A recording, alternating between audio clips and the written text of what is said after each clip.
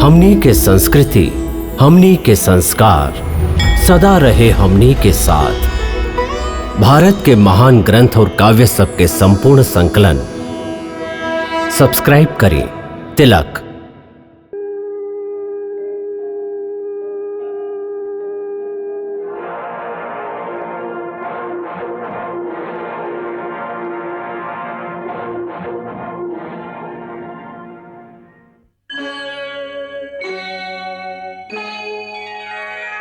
कृष्णा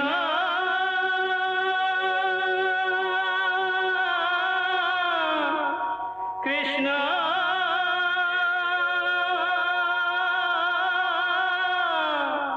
हरे कृष्णा हरे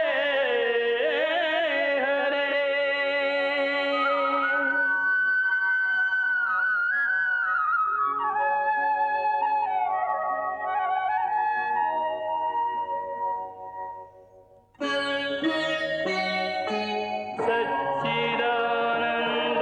सच्चिदानन्दरूपाय विश्वोत्पत्त्यादिहेतवे तापत्रयविनाशाय श्रीकृष्णाय वयं नमः।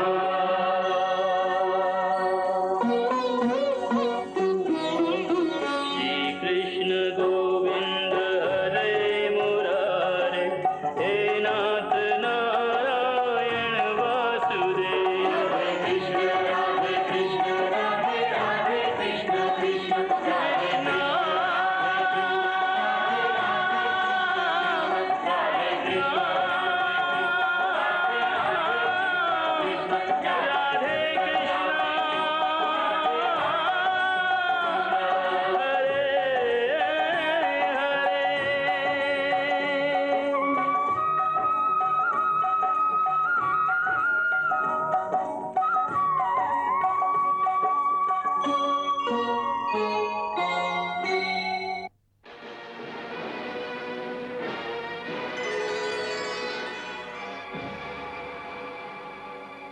श्री राम।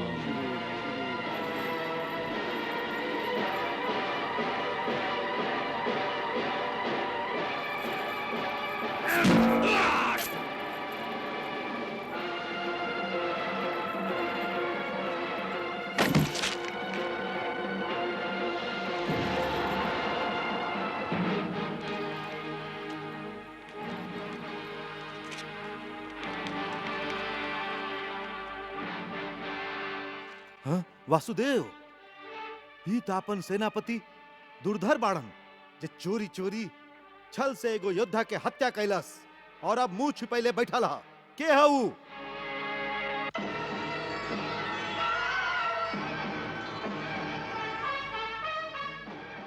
हम हैं जे तोहार अत्याचारी सेनापति के नरक के रास्ता दिखौले हैं। हम ही हैं। हे ब्राह्मण, जल्दी बतावा तू के बाड़ा? हमार नाम हनुमान है, पवन पुत्र हनुमान। हनुमान? हनुमान? बाकी ये हनुमान हो ही न सकेला। यदि ये हनुमान हा तो एकर पूछ कहवा हा? कहवा है एकर पूछ? हा? हे बहुरूपिया, तू यहाँ आत गइल बाड़ा, बाकी यहाँ से जीवित ना जा सकेला। हाँ, ना जा सकेला।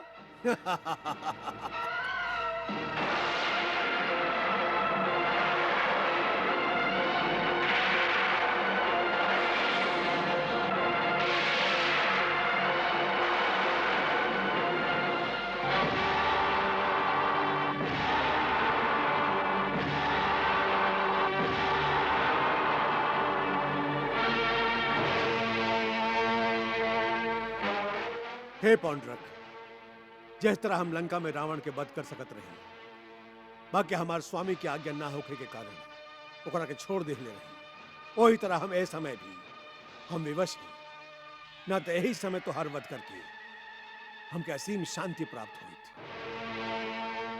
काश हमार स्वामी श्री राम हमके एक आज्ञा दिले होतन।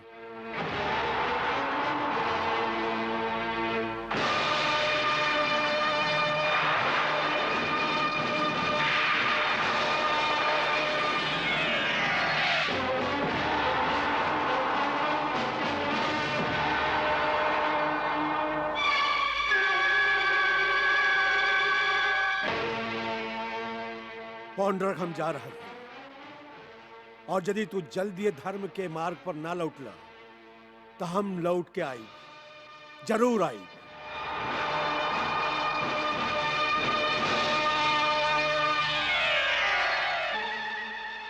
जय श्री राम।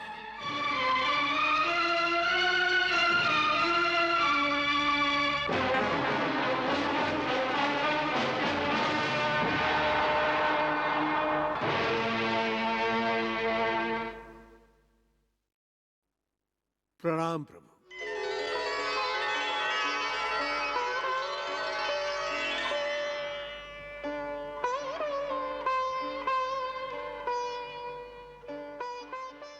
हनुमान, तू कुछ विचलित दिखाई देता रहा? प्रभु, आपके आदेशानुसार हम पापी पौंड्रक के धर्म के मार्ग पर लावे की कोशिश करेंगे। बाकी अहंकारी अपना आपके धर्म के रास्ता पर लावे के खातिर तैयार नहीं खे। ओकर विनाश जरूर हुई। हाँ हनुमान, इत सृष्टि के अटल नियम है कि जैसन करनी वैसन भरनी। पांडुरंग भी एह नियम के प्रभाव से बाहर नहीं खे। बाकी अभई ओकरा पश्चाताप और भूल सुधारे के अवसर मिले के चाहिए, काहे कि ओकर पाप के घड़ा अभी भरल नहीं खे। प्रभु, आप तो जानत हैं कि ऐसन पापी लोगन के मन पाप और विनाश से कब्बो ना भरेला। यह तो विडंबना है हमार भक्त। मनुष्य जब गलत रास्ता पर पैर उठावेलन तो उनका ठोकर लागेला। सद्बुद्धि वाला मनुष्य ई समझ जाला कि वो गलत रास्ता पर चल पड़ल है और तुरंत वो संभल जाला। बाकी पाप के कारण जिनकर बुद्धि भ्रष्ट हो जाला, वो बार बार ठोकर खा के भी ई बात समझ ना पावेलन कि उनकर करनी के फल है।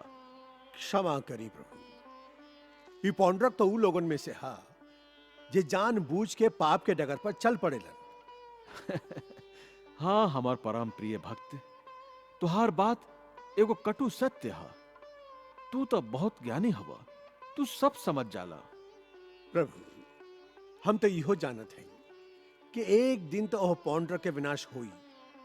प्रभु, यदि यह सेवक के अवसर दी तो हम इस झूठा भगवान के वध कई चाहब। हनुमान, हम तुहार भक्ति और सेवा भावना के आदर करीले, बाकी संभव नहीं खे। पर काहे प्रभु? ऐसे कि पांडुरंग हमार स्वांग रच के जे अपराध कैले है, ओकर दंड हमरा अलावा केहू और देवे ई उचित नहीं खे। हाँ, ई बात ठीक है प्रभु। बाकी भक्त, तू दुखी काहे होताड़ा? हम तोहके सेवा के अवसर जरूर देव। अभई हमके कई लोग के अहंकार तोड़े के हा। हम अपने रिश्तेदार लोग के अहंकार अपना ही परम भक्त के हाथ से तोड़ल चाहत हैं। बाकी अभई ना। प्रभु, हम आपके आदेश के उत्सुकता से प्रतीक्षा करब। ये हमारा सौभाग्य हुई। सेनापति दुर्धर? सेनापति दुर्धर के वध कैसे हो गई?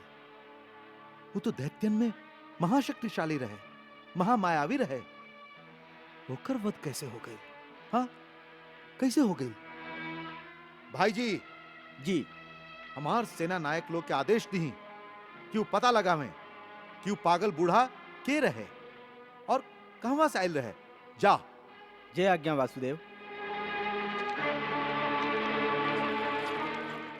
स्वामी, आप हनुमान जी के संगे काहे दुश्मनी मोल ले रहल हैं? फिर वह हनुमान, फिर वह हनुमान। महाराज काशीराज, हम महारानी तारा की भ्रम कैसे दूर करें कि वह हनुमान ना रहे, ना रहे। एगो वानर के सत्यता के एगो वानर ही बता सकेला वसुदेव। हाँ, बाकी के हो बानर जे इस सत्य बता सकेला? हाँ, आप अपना हनुमान के भुला गईली। हमार हनुमान? हाँ वसुदेव, आपके मित्र महामायावी, महाकाय, द्वैत वानर, ये आपके सचमुच के हनुमान है। हाँ, हनुमान के दावा करे वाला ओ पागल बूढ़ा अहंकारी के अहंकार मिटावे खातिर द्वैत वानर से बढ़ के और क्या हो सकेला? क्या हो सकेला? हाँ वासुदेव, अब आप अपन मायावी द्वैत वानर के तुरंत प्रकट करी। हमार हनुमान द्वैत वानर? हाँ, मित्र द्वैत, हम वासुदेव पांडरक तो के प्रकट होखे के आज्ञा देत हई। प्रकट होखा द्वैत, प्रकट होखा।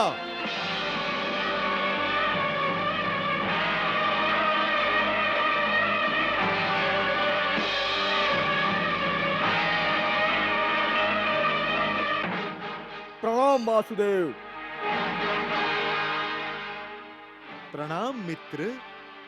प्रणाम मित्र काशीराज। प्रणाम द्वैत वानर। प्रणाम महारानी। आवा मित्र, तुहार स्वागत है। आवा। मित्र वासुदेव पांडरक, बताओ हमके काहे बुलौले बाड़ा? हमार आवाहन काहे कैला? का तोहार कोनो शत्रु है जे तोके त्रस्त कर रहल हो? हे द्वैत, तू तो जानते बाड़ा कि तुहार और हमार एक ही शत्रु है, वाला कृष्ण। बाकी ये समय एगो पागल बूढ़ा हमरा खातिर समस्या बन के ठाड़ हो गिला।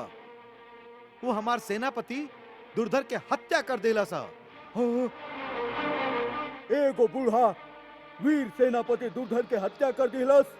हाँ हाँ, वो बूढ़ा जरूर है, बाकी महामायावी और महाशक्तिशाली है। ऐसे वो अपना आप के हनुमान कहला। पवन पुत्र हनुमान। हाँ मित्र, और हमार महारानी के भी भ्रम हो गिला। क्यों पागल बूढ़ा पवन पुत्र हनुमान? हाँ हनुमान। ये हमार भ्रम नहीं थे, हमार विश्वास है कि वो हनुमान ही रहन। ना ना, आप सभे अपन मन से ही भ्रम निकाल दी कि हनुमान जीवित बा। यदि वो जीवित होइत तो हम ओकर चिता जरा देती। हाँ मित्र, हमके तोहरा पर पूरा विश्वास है कि हनुमान यदि अबहियो जीवित बा तो ओकर चिता जरूर सजा देब। हाँ हाँ, अब हमके आज्ञा दी कि हम पांडुरक नगरी के आसपास के सभी राजा लोग के चिता जरा दी जे आपके भगवान ना मानेलन, और उ साधु लोग के यज्ञ कुंड के नष्ट कर दी जेकरा से ओ ग्वाला कृष्ण के ताकत बढ़ल जा रहल है। जरूर जा मित्र, जरूर जा। प्रणाम वासुदेव।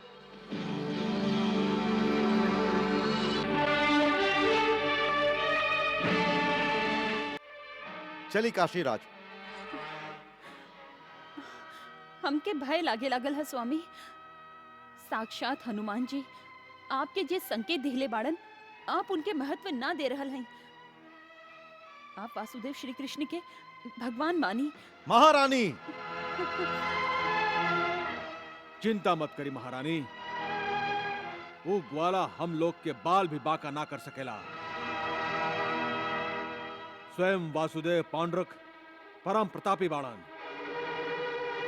और द्वैत जैसन सामर्थ्यशाली और शौर्यशाली महावीर हम लोग के मित्र बाणन। चली काशीराज।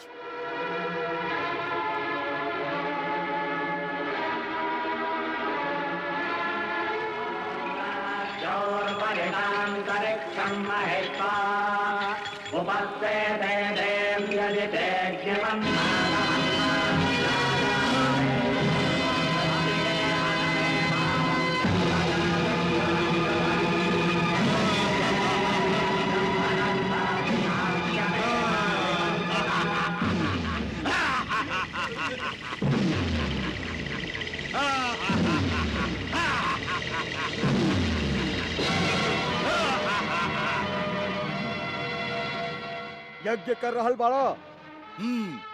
हे साधु संत लोग, हमार भगवान वासुदेव पांडरक के पूजा ना करके उनकर अपमान कर रहल बाड़ा। एह यज्ञ के कारण ऊ मायावी कृष्ण शक्तिशाली बनत जा रहल बा। अब हम पृथ्वी लोक पर केहू के भी यज्ञ करे ना देव। सबके यज्ञ पूजा आदि भंग कर देव। अब हम कृष्ण के सामर्थ्य में वृद्धि ना होके देव।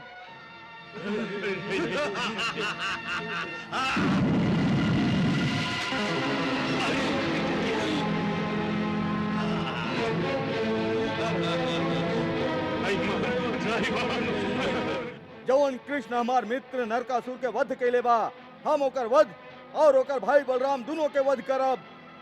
एह यज्ञ के लेखा कृष्ण के द्वारिका नगरी भी ध्वस्त कर देव।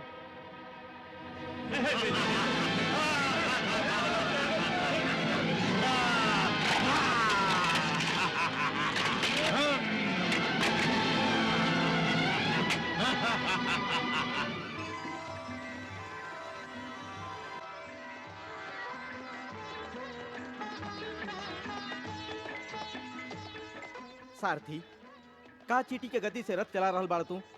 थोड़ी का तेज चलावा। कितना दिन के बाद तो हम इंद्रप्रस्थ से द्वारका लौट रहल हई।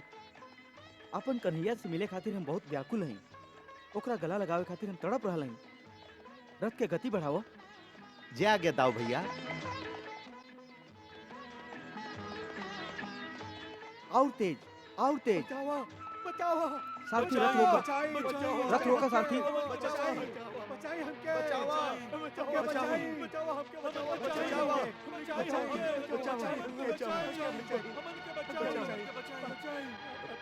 बलराम जी आप?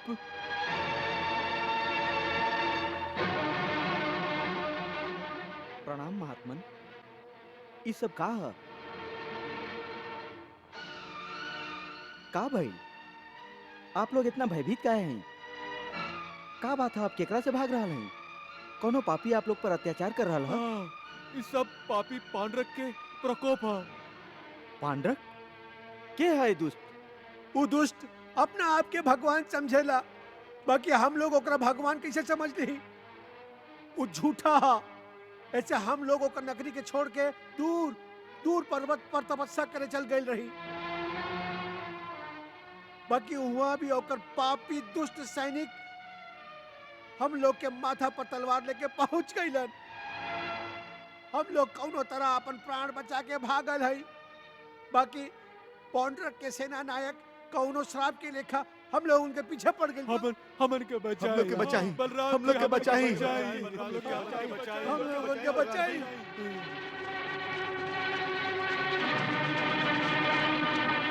ऊ रहले साधु, पकड़ लो लोग के। हमनी के बचाई। हारा।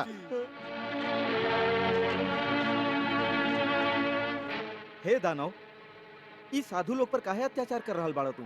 हम वासुदेव पांडरक के आदेश के पालन कर रहल हई। ई मूर्ख लोग उनका के भगवान बाने से इनकार कर देले बाड़न। पांडरक, वासुदेव भगवान? ई कान आप सनाब बकता रह तू। वो भगवान कैसे हो सकेला?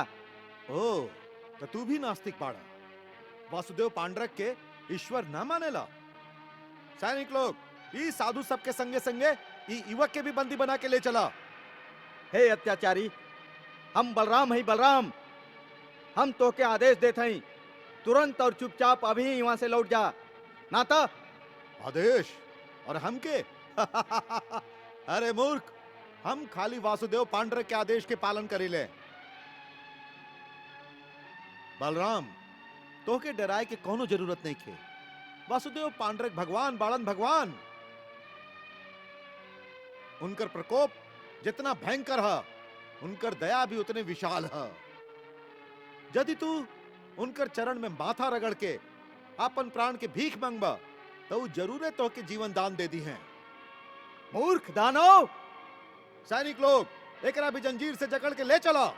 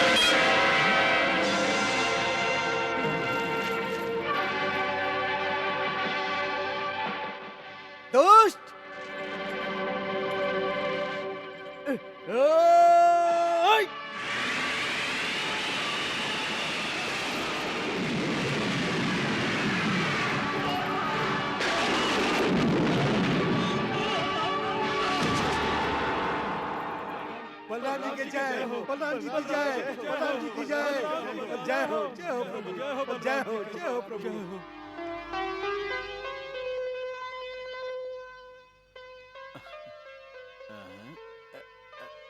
कन्हैया,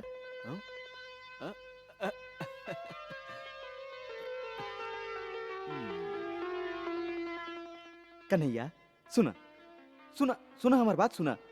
तोहारे हाथ से हमके अपन सेवा करवावल अच्छा नहीं लागत। अरे दाऊ भैया, हम आपके छोट भाई हैं। वो ठीक है कन्हैया, बाकी तोहार हाथ से एगो बहुत महत्वपूर्ण काम होखे वाला है। दाऊ भैया के सेवा करे से ज्यादा महत्वपूर्ण काम और का हो सकेला, और हमारी हाथ वह महत्वपूर्ण काम कर रहल बाड़न।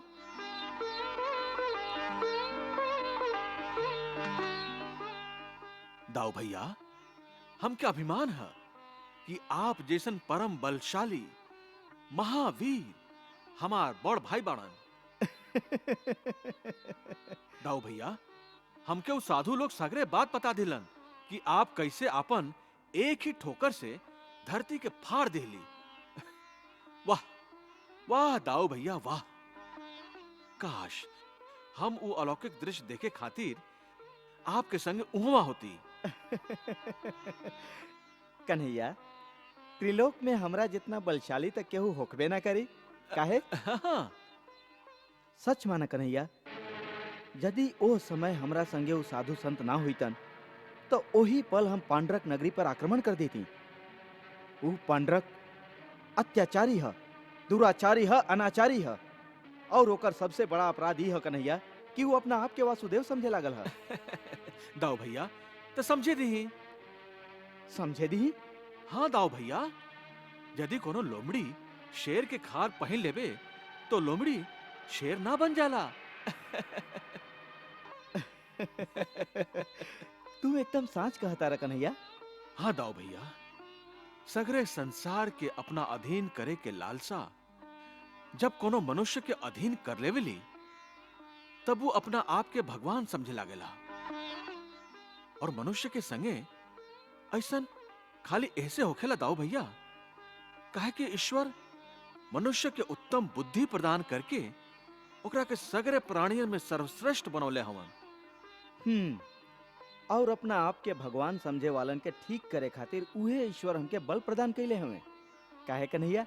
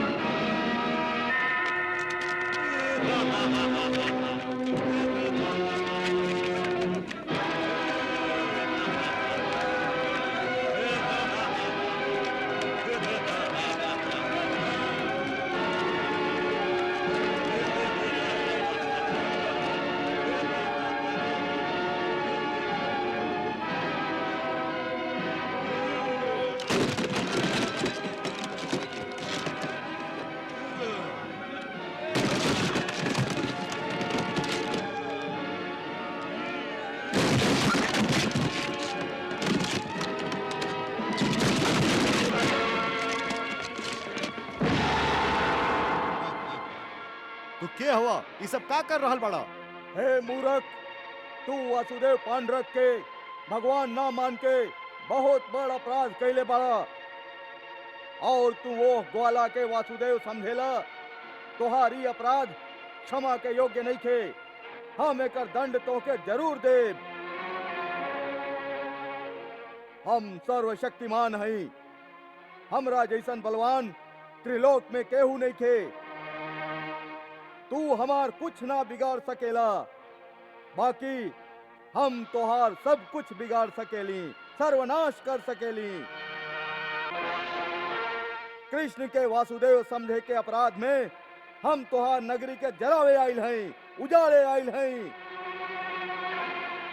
जे कृष्ण के मित्र ह ऊ हमार शत्रु ह और जे वासुदेव पांडरक के मित्र ह ऊ हमार मित्र ह। कृष्ण हमार परम मित्र नरकासुर के वध कैले रहे। हमहू ओकर सगरे मित्र के वध करब। हे राजा, बोल वासुदेव पांडरक के जय होके। वासुदेव श्री कृष्ण के जय होके। सैनिक लोग बांध लग रखे।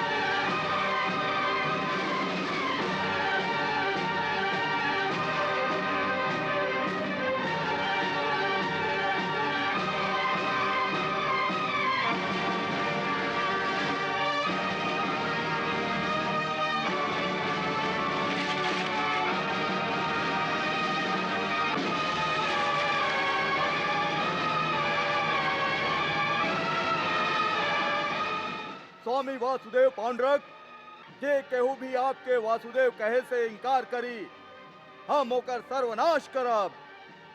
ई हमार वचन है स्वामी कि हम अपन बाहुबल से कृष्ण के भी आपके वासुदेव कहे पर विवश कर दे।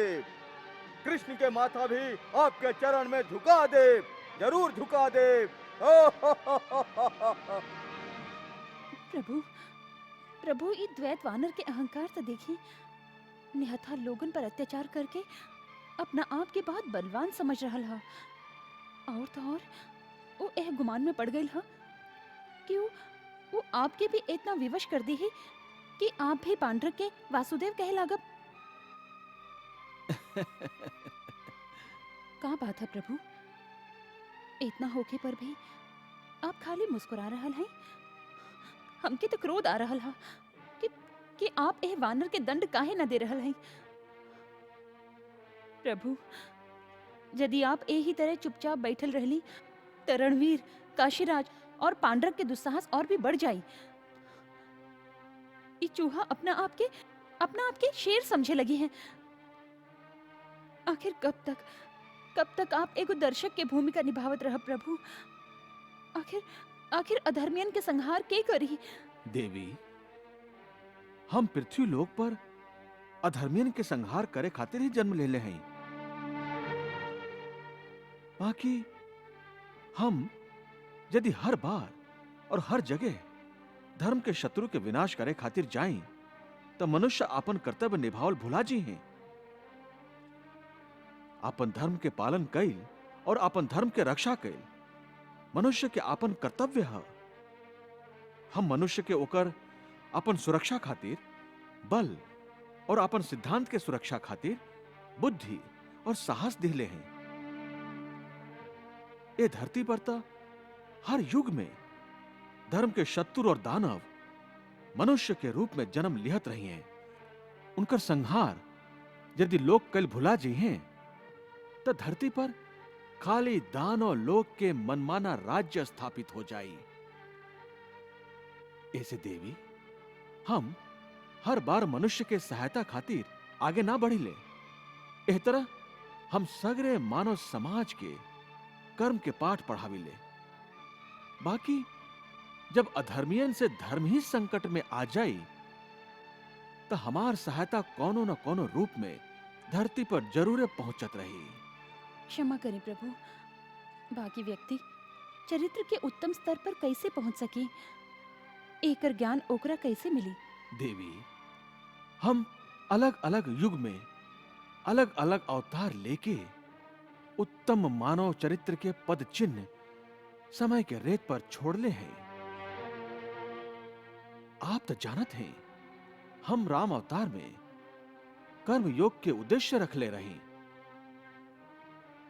और श्री परशुराम के अवतार में हम ई दिखले रही कि क्षत्रिय लोग के अत्याचार के विरुद्ध एगो साधारण और सामान्य मनुष्य भी हथियार उठा सकेला।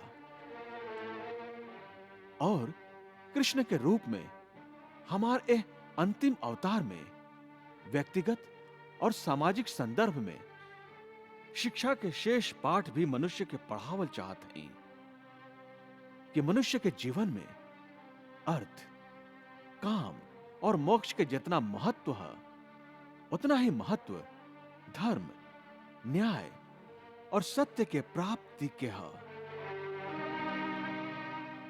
कोनो भी मनुष्य के जीवन एकरा से ज्यादा मूल्यवान नहीं है। जब मनुष्य इनकर रक्षा खातिर अपन जान हथेली पर रख के अधर्मियन से युद्ध कल सीख जाई, तब हम के एह पृथ्वी लोक पर फिर कबो मानव के अवतार लेवे के जरूरत ना रही। देवी, कोनो भी राज्य धर्म, नीति, न्याय और सत्य के स्तंभ पर टिकल रहेला, और एकरा में से यदि कोनो भी स्तंभ टूट जाला तो राज्य रेत के दीवार के लेखा गिर जाला। तका पांडुरंग के साम्राज्य के भी अंत हुई? यदि वो धर्म के रास्ता पर वापस ना आइल तो ये परिणाम अनिवार्य है। अटल है देवी। पकड़ा पकड़ा, ये पागल बूढ़ा के पकड़ा। अरे पकड़ा पकड़ा, कहाँ गलू बूढ़ा? पकड़ा पकड़ा पकड़ा, ये पागल बुढ़वा के पकड़ा भाई। कहाँ गलू? भागे ना पावे, पकड़ा। महाराज, ये पागल भागे के प्रयास करत रहल, हम एकरा के पकड़ के ले आइल हैं।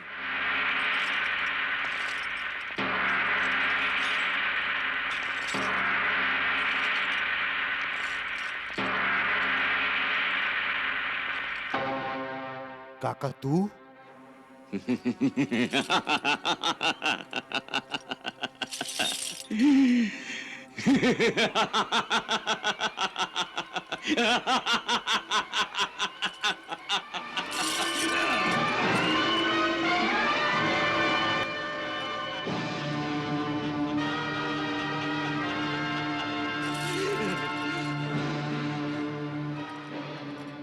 हाँ, हम वीरमणि तुहार काका, अरे राज्य के असली राजा।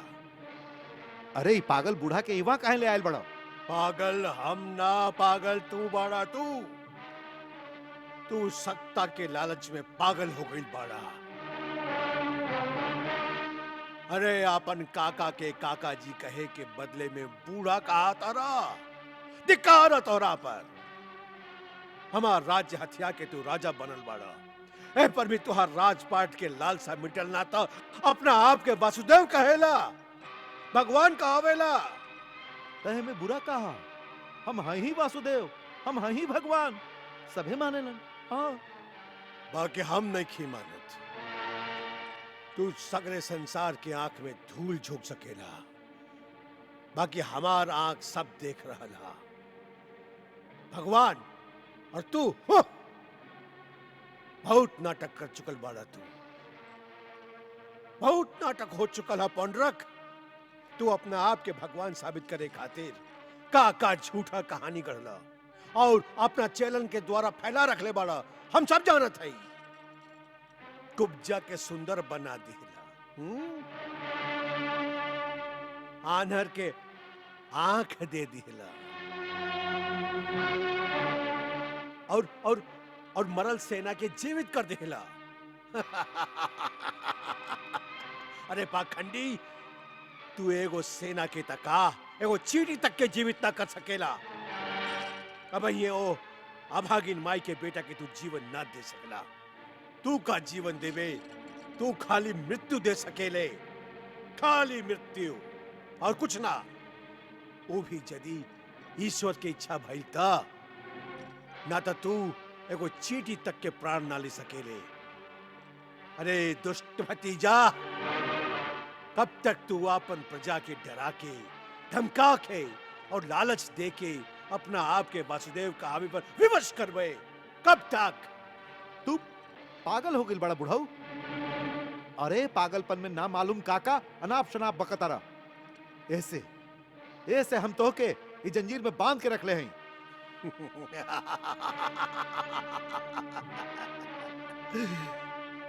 झूठ तू बहुत सफाई से बोल ले वेला, अभिनय भी अच्छा कर ले वेला। अच्छा नाटक खेला तारा। अरे पाखंडी भतीजा, तू हमार झूठा पागलपन के ढिंढोरा चारों दिशा में ऐसे फैले ले बाड़ा काहे कि यदि हमार प्रिय प्रजा ई जान गए कि हम पागल ना हई तो विद्रोह कर दे और तुहार राजपाट खतरा में पड़ जाई। आपन करिया जी बंद रखा, ना तो यही क्षण हम तोहर हत्या कर दे। हमरा मरवा अच्छा टिटोली करत बाड़ा। अरे हम कहली ना, तू हमके तका एगो चीटी के ना मार सकेला। तू हमके जीवित रखे खातिर विवश बाड़ा। पाखंडी भतीजा, विवश बाड़ा। काहे कि यदि हमार प्रिय जनता के हमार अचानक मृत्यु पर संदेह हो गई तो तुहार राज सिंहासन डामाडोल हो जाई। ऐसे तू हमके ना मार सकेला, ना मार सकेला। बाकी कारागार में जरूर डाल सकिले। तोहार जीभ बहुत लंबा हो गई। तोहार मुंह से निकलली भयानक शब्द यदि ये राजमहल से बाहर निकल गई तो सचमुच अनर्थ हो जाए। प्रहरी लोग एकरा कारागार में ले चला। काका जी अब एकांत में विश्राम करी है। चली काका जी, हम आपके आपका राज कक्ष में स्वयं छोड़ के आवत हैं। चली। यदि हमारे ईश्वर के यह इच्छा है तो चला। बाकी याद रखिया, यदि भगवान श्री कृष्ण के ये इच्छा ना भई तो हम तुहार कारावास से कोनो पंछी के लेखा उड़ जाए। भगवान कृष्ण ले चला एक रखे।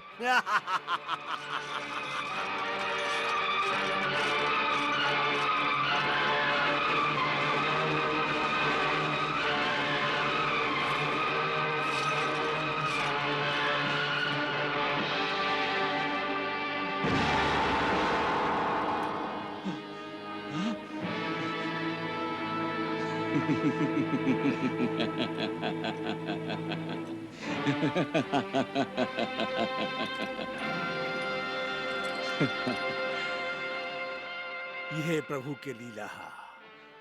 देख अपना आंख से दुराचारी।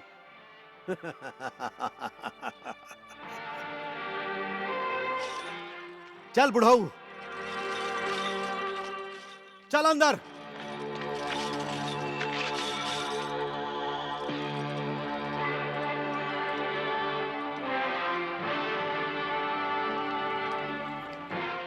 काका, अब तोहार यह प्रारब्ध है। यह काल कोठरी के अंदर तू तिल तिल करके मरबे।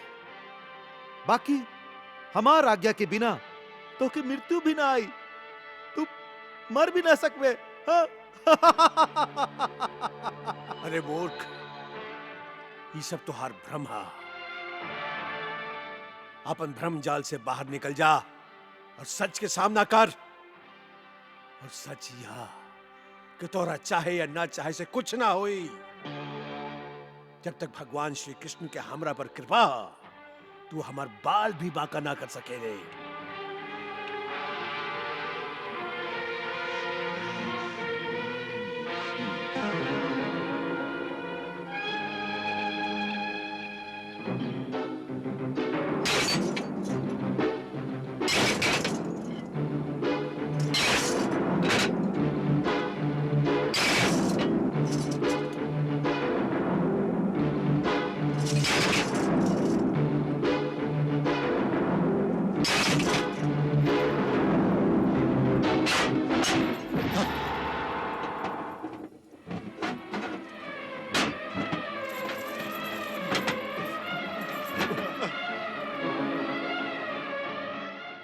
सैनिक लोग,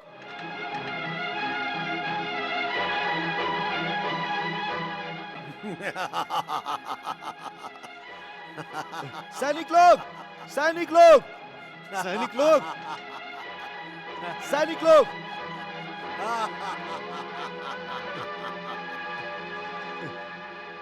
मूर्ख पौंड्रक, अब तो समझ जा भगवान वासुदेव श्री कृष्ण के संकेत के।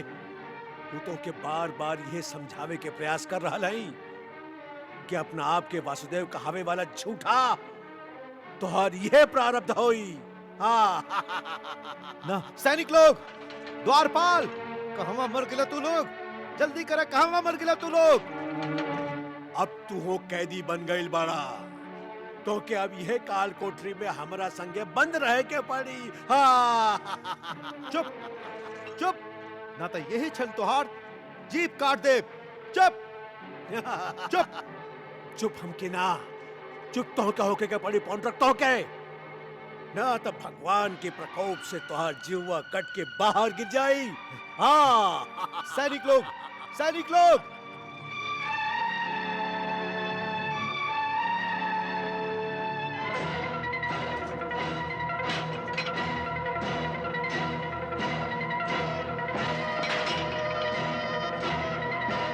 सैनिक लोग, सैनिक लोग, द्वार खोला, जल्दी खोला, सैनिक लोग, द्वार खोला, जल्दी खोला। हाँ, जल्दी जल्दी।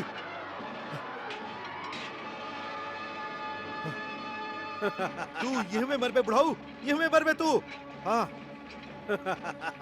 भाग गई। वाह प्रभु वाह, आप तो पांडरक के भी आपन लीला दिखा देली।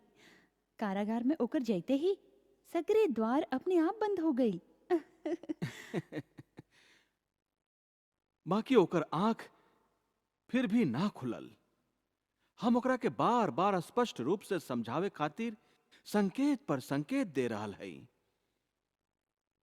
ओकरा के उ सीमा दिखा रहल है जेमे उ घेराइल है और जेकरा के उ तोड़ के बाहर ना आ सकेला। कारागार के इस दरवाजा के बंद होखल यह बात के एगो उदाहरण है देवी।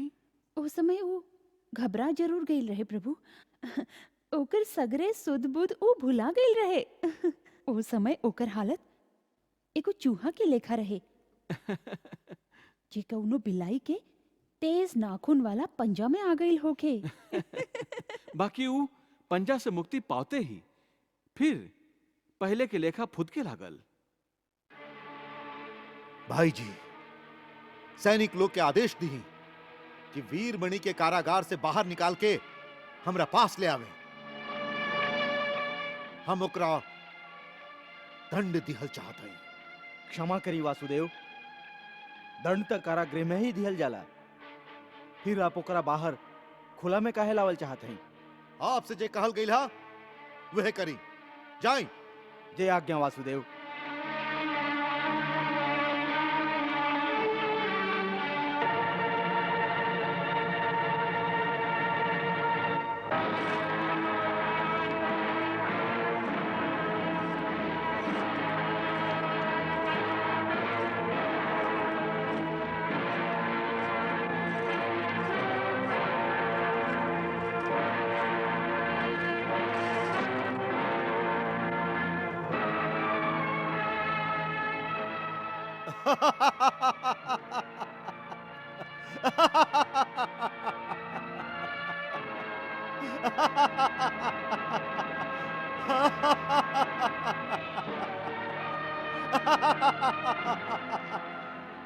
रुक कहाँ गईली काका जी? डरा गेली? मृत्यु के अपना समीप देख के भयभीत हो गईली? हाँ, आई आई प्रहरी लोग, इनका सामने खड़ा कर दा। आई, हाँ आई। मृत्यु के भय हमके ना पौंड्रक, हम डरपोक नहीं खी। तू अपन सैनिकन के धनुष पर चढ़ल बाण से हमके डरावेल चाहता ना? मूर्ख बाड़ा तू पौंड्रक। फिर वह देखला हमार जीवा से निकलल एक ही बाण कैसन सीधा निशाना पर जाके लागल और तड़प कर रह गईला तू। वीरमणि, तोहार जीभ नाक से भी ज्यादा जहरीला हा। वसुदेव, हम लोग भूल के ले रही जे नाक के दूध पियावत रहली। हाँ, काशीराम ठीक ही कर रहा है वासुदेव।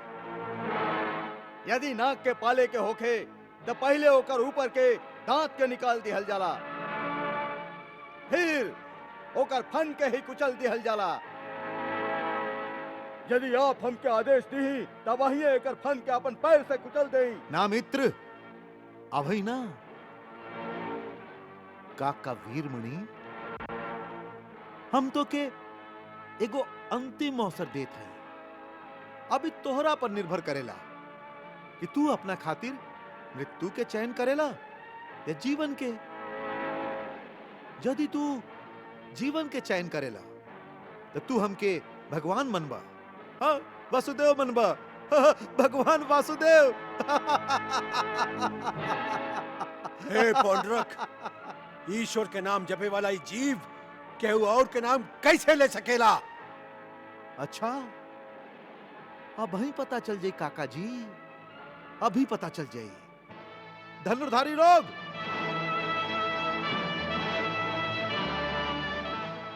हम 3 बार कहा, यदि तू ना मनला तो ई वाण तो हर छाती में छेद कर दे। हाँ, तो हर छाती में छेद कर दे। हाँ, बोला वासुदेव पांडरक के जय। जय श्री कृष्ण। बोला वासुदेव पांडरक के जय। जय श्री कृष्ण। बोलो वासुदेव पांडरक के जय। जय श्री कृष्ण।